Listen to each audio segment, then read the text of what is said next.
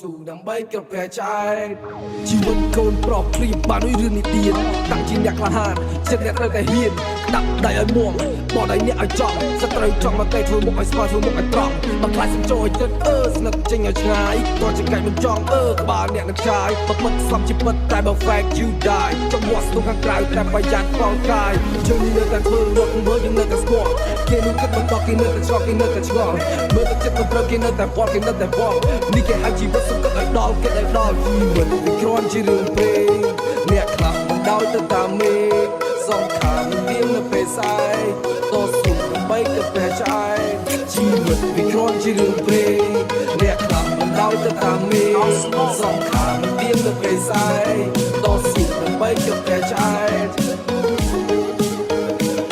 ជីវិតវាគ្រាន់ជារឿងព្រេងអ្នកខ្លះមិនដោយទៅតាមមេតែតកាមិនមកអ្នកឲ្យស្ដាយប៉ុន្តែជីវិតនេះអ្នកនៅវិញឆ្ងាយ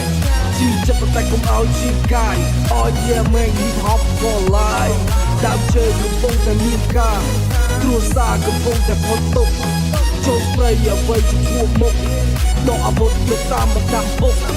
គួរនៅគុំចាក់កែវ៉ាក់កុំឲ្យអ្នកស្ដាប់ថាអ្នកមិនអមអ្នកលេងតែដូចជាគាត់ស្គាល់ឲ្យអត់តែខ្មៅសទូ